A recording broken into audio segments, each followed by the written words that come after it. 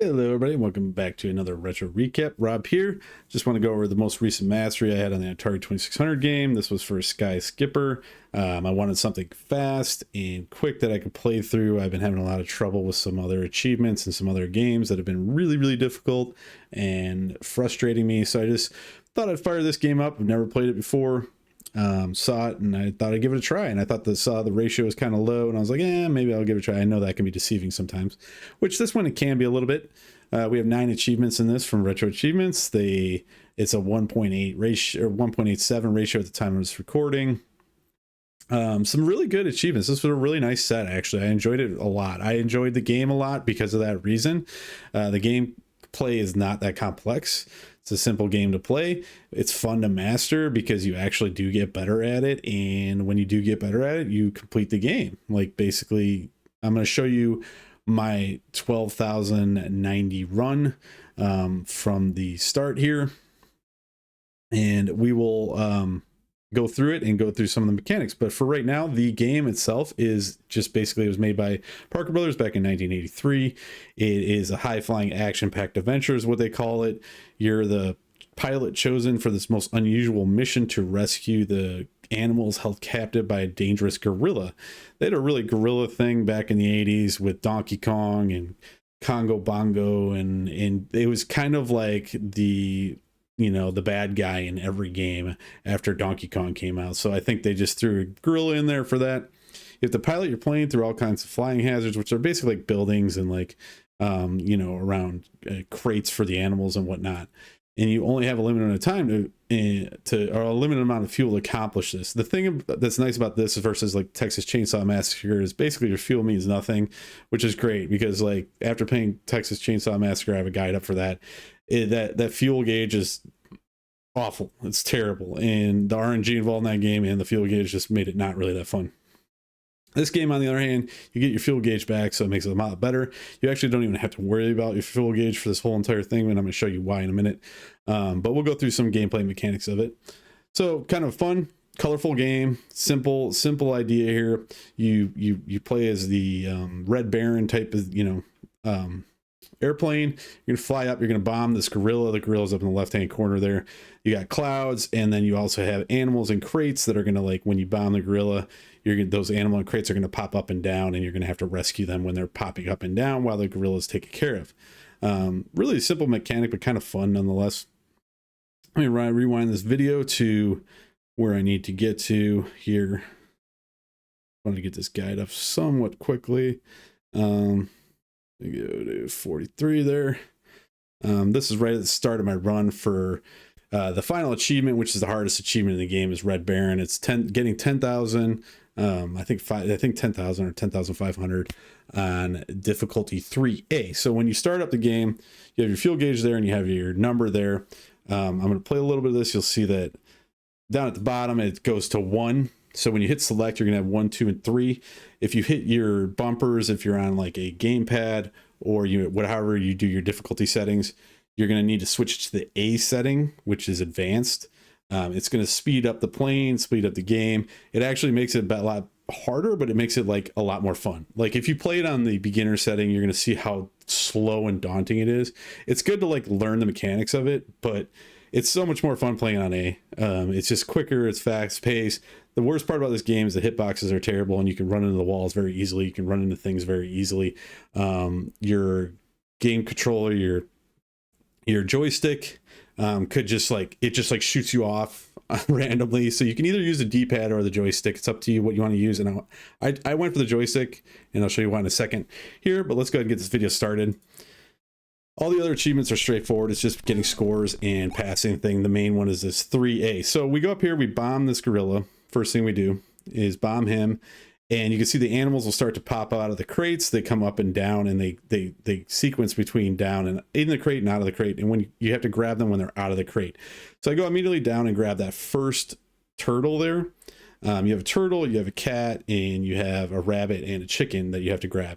And what you need to do is you need to grab these in sequence. You can't just grab them all. You can grab them all if you want. Normally, the gameplay, you would just grab them all. But if you do it in this sequence, there's a reason why you do it in this sequence. After you complete an entire sequence of one each, you get an entire full fuel gauge and you get 500 points. So you want to do this. It'll make the 10,000 achievement much easier. It's basically what they tell you in the manual. So that's why I always read the manuals on any Atari game. We're going to go down, grab that cat, and I'm going to immediately go up. And you can see we got the some clouds there that we have to avoid. You get hit by those. This is why I chose the joystick over the D-pad. Right here is because this gorilla, he's usually always here. Sometimes they can change locations, and they can do it randomly in the middle of the game too. Like he could be up there, and then you could be flying up to him, and then he can move to the right. That's happened to me a bunch of times. But this gorilla up in the left-hand corner is the one that's a problem, because you have to basically go on in and out a diagonal. I tried to go like horizontal, and it was kind of hard to thread that needle. So it's a little bit easier to go on a diagonal. I found it easier to do with a joystick versus like a D-pad. But the advantage of the D-pad is you go up and down, left and right.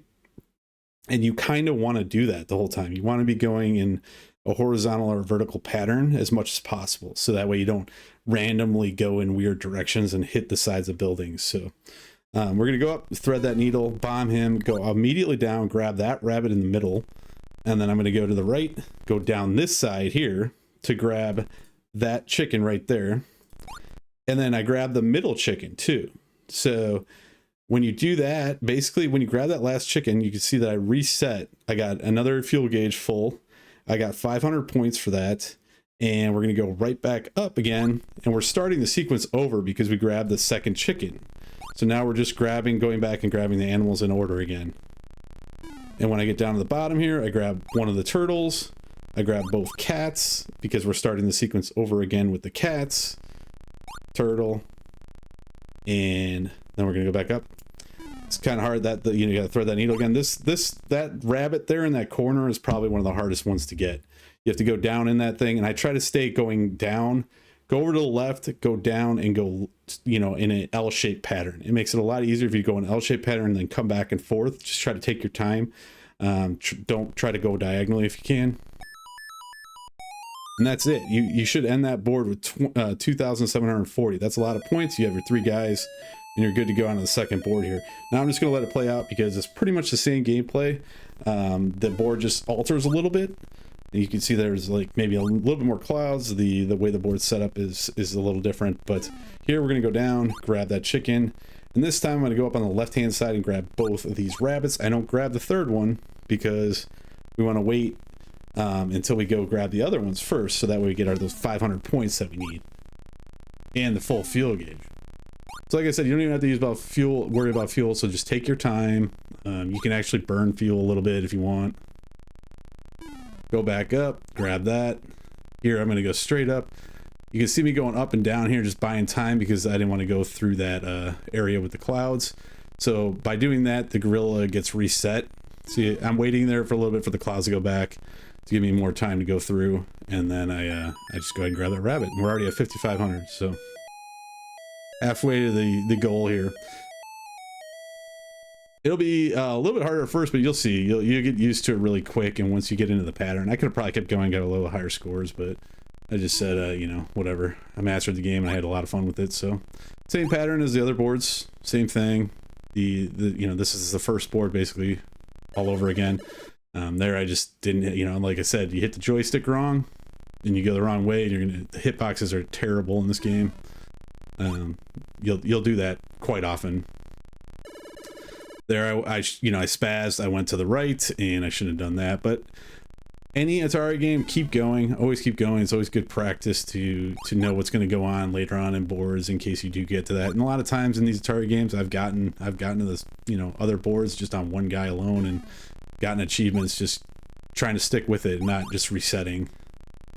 So here we get this last, you got time to sometimes grab those turtles, but you don't have to. You can go up and just knock the gorilla out again, just to kind of take it easy and like kind of reset yourself. Don't try to rush anything.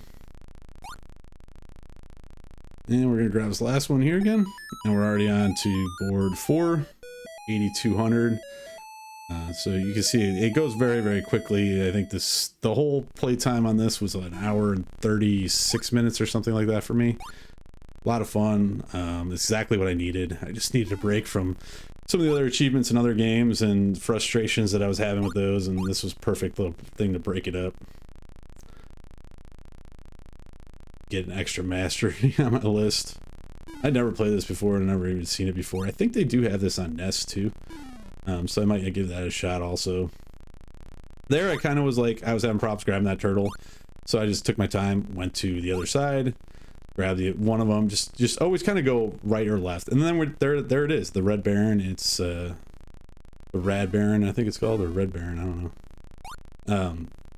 Just take your time, get the gorillas, you know, try to stay horizontal and vertical as much as possible to buy yourself a little bit of calmness and downtime.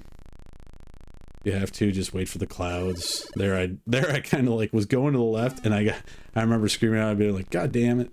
Because the joystick just kind of like shot up, and I was like, ugh. Also my joysticks are not all that great because kind of beat up, so they probably drift. And I think it just repeats at the same level, and you could probably keep doing this. So if you get really good at this pattern and you learn it really well, you could probably just get insane high score if you have the amount of time that it takes to do it. I just, you know, if I get to a high score, and I'm not gonna sit here for hours and just keep repeating the same pattern over and over again. It's kind of boring and repetitive.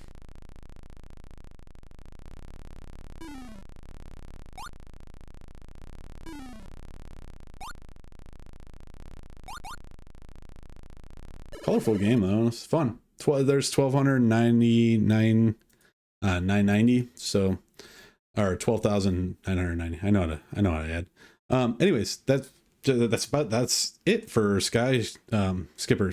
I hope you enjoyed it, and I don't really have much more to say to that. If you guys have any questions, let me know in the comments. I really appreciate you watching, and I just wanted to get this guide up for y'all. I'm probably going to be doing some other guides. I have some other ones coming down the line. I'm looking into maybe like a James Bond ColecoVision right now. It kind of looks interesting. Never played a James Bond on the Coleco, so I might want to give that one a shot. It looks kind of easy too, so I want to kind of just crank out some easy ones right now. To get over my frustrations with some of the other ones I've been working on that you guys probably don't know about. But hope you enjoyed the video, and I will see you in the next one. Wish you the best of luck in getting your mastery, man. Peace out.